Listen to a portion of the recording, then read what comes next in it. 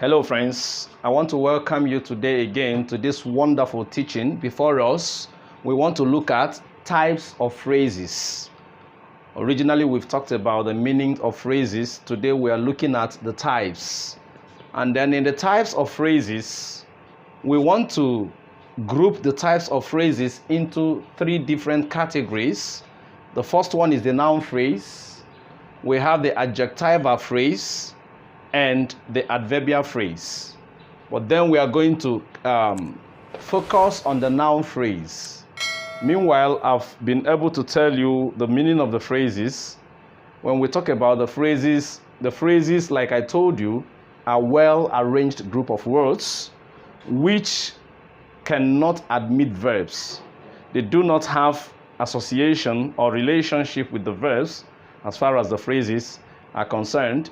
They don't have anything to do with the verbs. So they are well-arranged group of words that do not admit verbs. And in sentences, they can only appear to be parts of sentences. They cannot independently stand to give out complete logical meaning. I'm talking about the meaning of phrases. But today we are looking at the types. And from the types, we've mentioned the noun phrase. So for the noun phrase, when a phrase functions as a noun in a sentence, we say it is a noun phrase. Somebody can ask, the nouns, what do they stand for? The nouns stand for names. So the phrases actually are a group of words. Now, when you mention a noun that is a name has to do with a single word. Example, the name of person, maybe somebody saying Emeka, Mike, Paul, John, and what have you. They are all names, nouns, but in the case of noun phrases, they involve group of words which will be functioning or serving as a name in a sentence. So when we say noun phrase is a kind of group of words that is serving as a name in a sentence. It can be subject of verbs. It can be object of verb or complement of the verbs. Now, when we mention the subject, the object, or the complement of verbs, these are the areas that are talking about their function in sentences. But then understand that noun phrases involve group of words that are functioning or serving the purpose of name. That means they stand out as names in sentences, but then they do not admit verbs. Always remember. Let us look at the example we have on the board.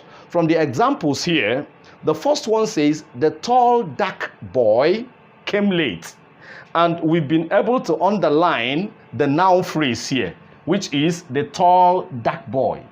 So this is a noun phrase, of course. If you look at it and then you are able to analyze this group of words that came together, you will discover that we don't have any of them to be the verb. Now, we have this to be a determiner. This is a tall. Tall here stands as an adjective at the same thing as dark. Dark is also an adjective. And look at the head word, which is a noun, boy. So we don't have a verb here among the group. So we say the tall boy came late. Now, from here to this place, we have it as a complete sentence.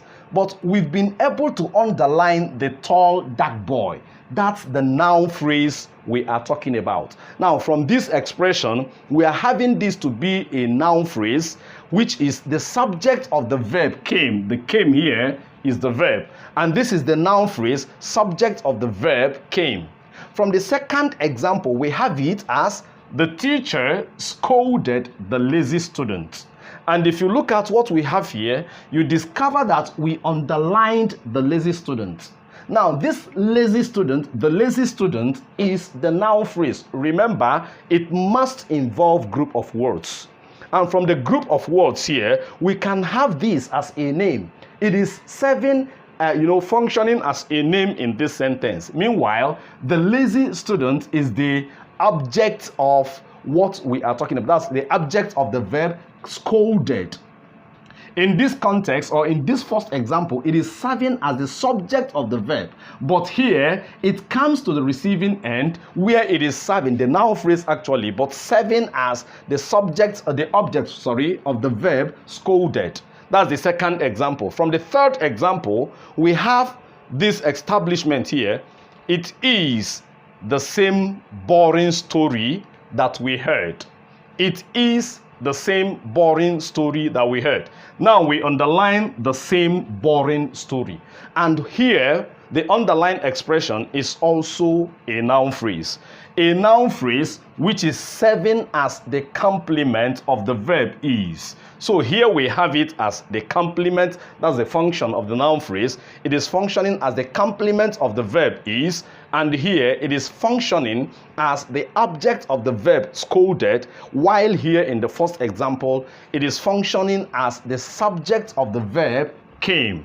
And from the last example, we have that Andrew is walking in the overgrown garden.